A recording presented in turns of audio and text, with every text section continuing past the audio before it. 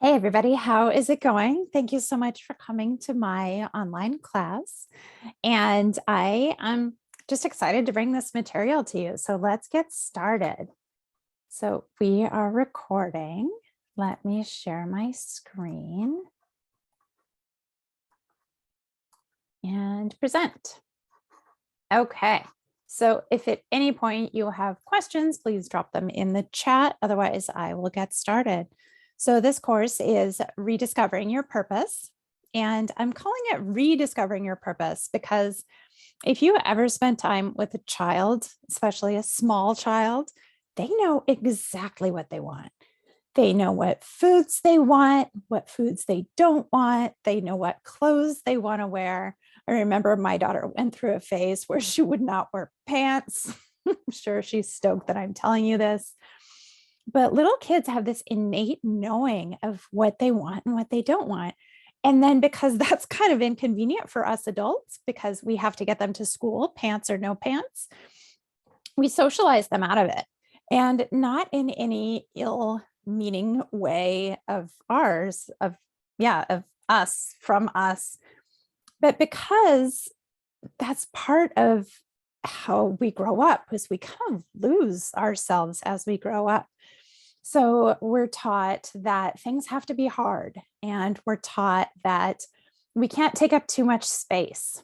We're taught that we need to not rock the boat, and we learn to second guess ourselves. So as little kids, we have this innate knowing of who we are in the world and what we like and don't like. And then just through the process of growing up, we lose that. And so this course is all about helping you rediscover that sense of yourself and sense of joy. So I'm Amanda Ryan Fear, and I'm a women's leadership coach. What I mean by that is that leadership, it doesn't have to be a title, but leadership is how you live your life. So I help women become leaders of their own lives, regardless of their work, regardless of any other outside characteristic. I help them get back in the driver's seat of their own lives. So let's get started. So who is this for? If you're wondering, am I in the right place? If you have checked all the boxes of success, so you've gotten the job, you have made the money, you've started the family, even if you haven't done these stereotypical things that we're told that we need to do, whatever you've done in your life, you mainly feel overwhelmed, unfulfilled, and stuck. And you find yourself wondering, is this all there is? If you feel like you've lost yourself, if you'd like to feel like you're making more of a difference in the world, then you're in the right place. Welcome. So here's what we'll cover. We'll talk about some ways you know that you're not living your purpose, just in case. Some common blocks to knowing and living your purpose, because the blocks to knowing what your purpose is are also the things that will hold you back from living your purpose, and how to recognize your purpose. Here's a little bit about me. So I work with women who want to live lives of purpose with confidence and ease. I have an 11-year-old daughter. She's a fabulous human, and it's my goal that she grows up with fewer of the limiting beliefs that I grew up with and that women of our generation grew up with, so that she doesn't second guess herself as much, and she can make choices based on what she loves and what she's excited about, which is what I want for you too. I used to be a teacher and assistant principal, and I currently, in addition to being a coach, I own a 5-acre horse farm, which is my dream that I've managed to make come true. So my career story is similar to a lot of women's, where I was told to take the safe route. I wanted to be an art major, and my mom was like, no, it's not a good idea. So I actually ended up majoring in art history, but also with psychology. That was my practical major. And then right out of school, what I wanted to do, and I had a job offer for this, was teaching horseback riding lessons at Club Med. My family did not think that that was a great idea. My family wanted me to start paying off my student loans. And so I ended up getting actually a really high paying job as a business process reengineering consultant. Say that 5 times fast. And there was a lot that I loved about that work. I loved the problem solving. I loved working on a team. At first, it was really fun to fly down from Portland to the Bay Area every week and fly home every weekend. But after about a year of that, that got really old. And a lot of my anxiety and limiting beliefs about myself got in my way of being successful in that job. So I thought, what is it that I actually want to do with my life? And since my family motto is you can't make money with horses, I thought, well, the job that I actually have loved the most is being a high school camp counselor. And so I went back to school to get my teaching credential and I became an art teacher. So I did that for 10 years. I was an art teacher and leadership teacher. And again, similar thing. There were a lot of things I loved about the job, but I thought, I can't be a teacher for my whole life. Like, where's the career progression? Because there was still part of me that believed that I needed to be the boss and wearing the suit and telling people what to do and making all the money. And when you're a teacher, you get to tell people what to do, but you definitely don't wear a suit and you don't make much money. So I got my doctoral degree and my administrator credential, and I became an assistant principal. Again, a lot of things I loved about the job, but the skills and aptitudes of someone who is really good at that job were kind of not on par with my own skills and aptitudes. And so I quickly became burnt out. I had a very small child at home. I was spending 12 to 14 hours at work every day. My husband said that he felt like a single parent. I felt like I was failing at both home and work, and something had to give. So I hired my first coach, and I was at a crossroads where I was looking at the next steps of my career, and my choices were to become a principal or figure out something else to do with my life. And I knew that I didn't want to become a principal, even though there still was that part of my identity that wanted to achieve and grow and be the boss. But my coach helped me to see that that was because the reason that that position appealed to me was because I thought that if I got it, then I finally would get to feel good about myself. Not true. And so she helped me unpack what it is that I really wanted to do, which is the story of how I became a coach. And now I help other women unpack what they really want to do and help them get their power back. And a couple of years ago, we made one of my biggest dreams come true with the help of my husband and support of him, is that we bought a 5-acre horse farm just outside of Portland. So now I get the best of both worlds. I get to do work that I love and I get to hang out with horses. So it's my goal that you have a similar, I don't want to say ending to your story, but you have a similar story where you find work that you love and lights you up and contributes to the world and checks all the boxes of what you want in your work. And you also have a well-rounded life that you're excited by. So let's start with, what do I mean by life purpose? So a lot of people, life purpose means your job. I don't think that that's true. So a lot of people get stuck thinking like, I am on earth for a single life purpose. I am here to be a lawyer, or I'm here to be a cataract surgeon. Why my brain just gave me cataract surgeon? I have no idea, but you get the idea. I don't think that's what life purpose is about. And I know there are people who will argue with that, but I think your purpose consists of the central motivating aims of your life. So I usually see things in diagrams. That's just how my brain works. And it's like, if there are arrows shooting out from your heart, wherever those arrows landed, that's your purpose. That might be a little abstract. It's the reason you get up in the morning. Purpose can help you guide life decisions, influence behavior, shape your goals, offer a sense of direction, and create meaning. For some people, purpose is absolutely connected to their work, and you can live out your purpose through your work.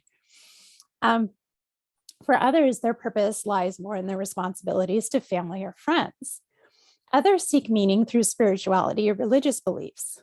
Some people may find their purpose clearly expressed in all of these aspects of life.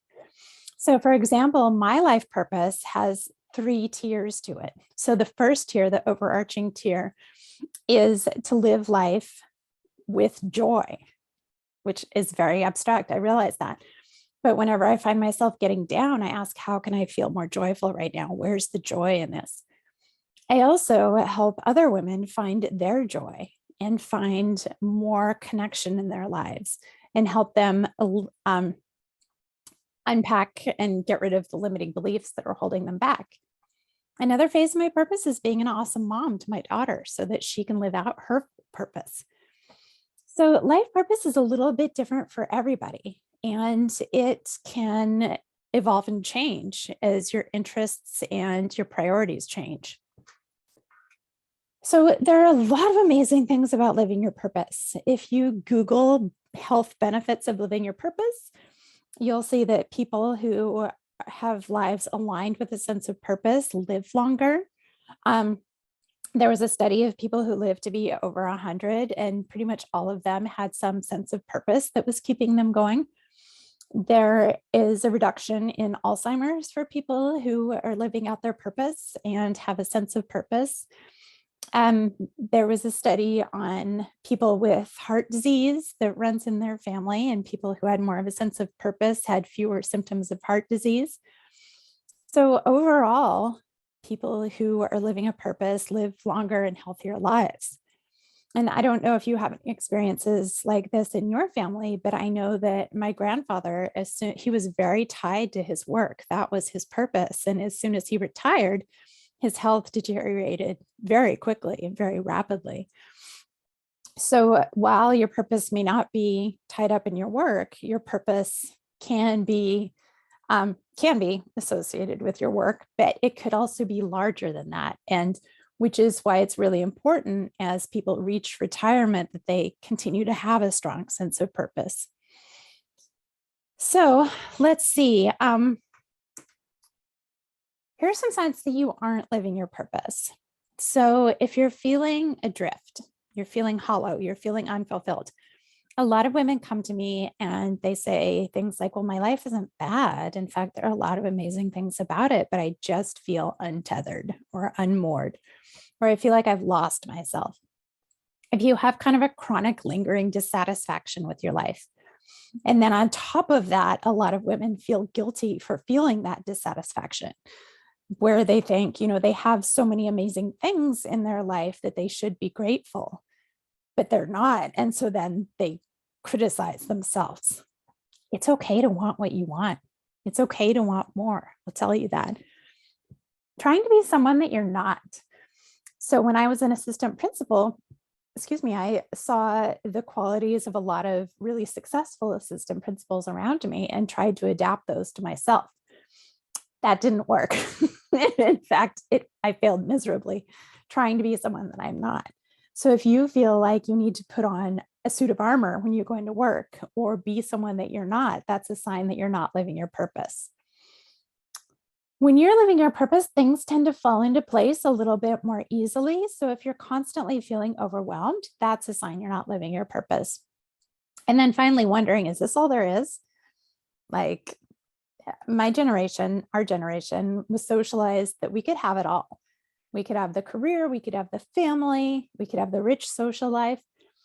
And women are killing themselves trying to make that happen. And then they finally get all of the balls balanced and they're wondering, what was I working so hard for? Is this all there is? I'm just tired. So here's some blocks to living your purpose, and I'll continue to speak about these throughout the presentation. But the first is having a human brain, your humanness. Every time that you think about doing something new or think about doing something different or think about playing bigger in some way, your brain is going to freak out. That's because our brains are designed to keep us safe. And what keeps us safe is doing the same thing day in and day out because it hasn't killed us so far.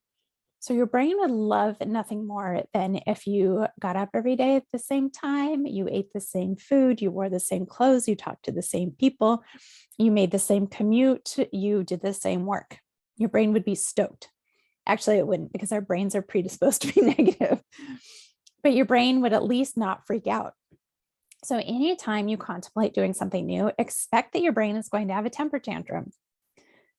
Your programming, and this is tied in with your beliefs and your thinking. So we are all socialized, especially when we're children, with certain messages about work and life and purpose. So these show up as our beliefs and our thinking. And we just think that they're true because we've thought them so often. A belief is a thought that you think over and over again. So if you were brought up with the belief that work is hard, then that becomes a belief that you have. And that becomes a thought that your brain gives you over and over and over again. So it just feels like the truth. So this is also what keeps you from living out your purpose. The same things that keep you from finding your purpose keep you from living out your purpose. So here's how to rediscover your purpose. The first step may sound silly, but it's absolutely true, is to believe that you have one. So remember how I said your brain would like nothing more than if you played small, if you did the same thing day after day, day in, day out. A lot of people stay in jobs, relationships, other areas of their life that feel constricting, that don't feel good, because they're convinced that it's safe. So, for example, if you have a job that pays you well, if you have a job with benefits, you can very easily talk yourself into staying because it feels safe. And another way to convince yourself that that's the right choice is to tell yourself, well, I don't have a purpose. I just work is hard. That's what everybody says, is that work is hard. And so why would I want any more? It's an excellent way to keep yourself small. So believing that you actually have a purpose and that it's possible to find it and live it is kind of the biggest hurdle towards discovering and living your purpose. So let's see, I want to make sure that I'm not missing anything from my notes. Yeah, denying the idea of a life purpose helps people stay in unsatisfying situations in the name of safety. If you can stretch yourself to believe that life is supposed to be bigger and more magnificent than you could imagine, you will be well on your way. So think about, what were the messages you grew up with about having a purpose? What were the messages you grew up with about work in general? These are the messages that I guarantee are holding you back right now. One of the messages I grew up with was that work is hard. You make a lot of money so that you can have fun on weekends. Yeah, you can have fun on weekends because you're too tired after work to have fun. You make a lot of money to support your family. And so I grew up thinking work is hard. That's not a big deal. That's just how it is. And I totally burned myself out. So I want you to know that life can be easier than you think it is. Here's the second step. Be aware of common misconceptions about finding your purpose. There are a lot. The first one I addressed is your purpose isn't necessarily your work. Your work can be a way of you to express your my brain just gave up. For you to express your purpose, but your purpose isn't to be a lawyer or to be a doctor or to be a PE teacher. Your purpose can express itself through your work, but that's not the be all end all. Another misconception about finding your purpose is once you find it, you'll be happy. Because remember how I said you have a human brain? For humans, life is about 50-50. 50% of it, it's great. 50% of it sucks. You can find your purpose and it'll be easier to make decisions. Things will fall into place a little bit easier. That doesn't mean that you are taking the off ramp of the human experience. Things won't suddenly be all sunshine and daisies because you found your purpose. You'll still have challenges, but life in general will feel better and you'll feel more fulfilled.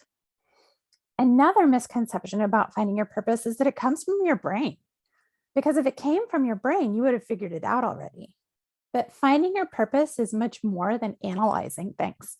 It's not a worksheet that you can fill out or a quiz you can take online to find your life purpose. It's much more individual than that. So you see how in this picture, there are paver stones leading you on a path. That's how your purpose works. I used to think that I had to have it all figured out before I could make the leap from my job into my purpose, quote unquote. But it's not like that. It's actually, what's the next step? What's the next thing that I'm excited about? What's the next thing after that? So it's following one step at a time, the things that excite you and light you up, so that from there your purpose unfolds.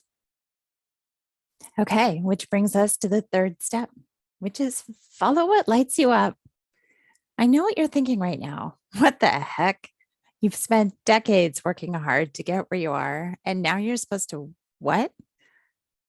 Trust me, that's what I thought too. And I'm here to tell you this was the best advice I have ever gotten. Remember the paver analogy? If you aren't supposed to figure out your life purpose, let me try that again, not if.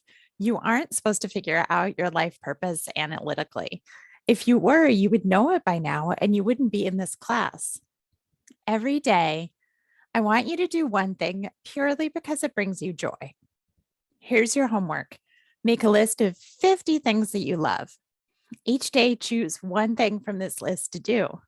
Following what lights you up will lead you to your purpose. What lights you up is your purpose. Life isn't supposed to be as hard as we make it. Somewhere along the way, we learn that we're supposed to take the safe route, make money, and that work is hard. I'm telling you that the key to living a purposeful life that feels amazing is following what you love. So, your purpose is at the intersection of what you most love doing, what your skills and talents are, and what you've experienced that you can share with others. We don't often notice what we're the most skilled at because we're so good at it that it seems easy. Sometimes it helps to get an outsider perspective. Ask people who you trust what you're best at and see where the overlap is. You might be really surprised by this. And of course, it can feel really vulnerable to ask people you're close with what you're good at and what they perceive your strengths to be. But it can actually be a really empowering activity. I've had some clients who do this who have asked their closest friends and family members out for individual coffee dates and talked about their skills and abilities. And it's been really interesting for them to see the intersection of what people say where the overlap is. In fact, I had one client who invited all of her closest friends and family members over to her home, and they basically just had a big love fest for her and talked about all of the things that she's great at. Now, that can feel very scary, right? But it felt amazing for her. She was nervous going into it, but she felt so empowered and amazing afterwards.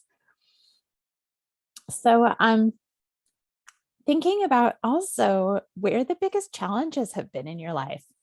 What obstacles have you had to overcome? Where have the bumps been in your journey? And what did you learn along the way that you could share with others? This is a hint to your purpose.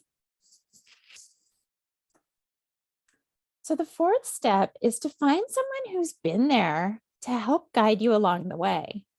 Now, I want you to think about how many different mentors have gotten you to where you are today. As you already know, you can reach big goals on your own, but it's much harder and takes a lot longer than if you have an experienced mentor to help guide you. Without that person to guide you who's been there before, it's very difficult to go from having information to creating transformation. This is why so many people buy self help courses, they buy books, they do all of the reading and the material, but it's really hard to know where your blind spots are until you have a person who's trained to see those blind spots and point them out to you. This is where having an experienced, trained mentor can really help accelerate your process. So, as a review, here's what we've covered. We talked about how to know you aren't living your purpose, what that looks like, how it feels, how that shows up. We talked about common blocks to knowing and living your purpose. And then we talked about some simple steps to recognize your purpose and the ways that it shows up. So, what I would love for you to do is to really dig deep and think about these options that I've given you. Think about these questions that I've given you. And you have a choice. You can continue living your life by default. You can continue feeling overwhelmed and wondering, is this all there is? You can continue to set high goals, achieve them, and then wonder why you still feel unfulfilled. and question yourself and question your decisions, question your path.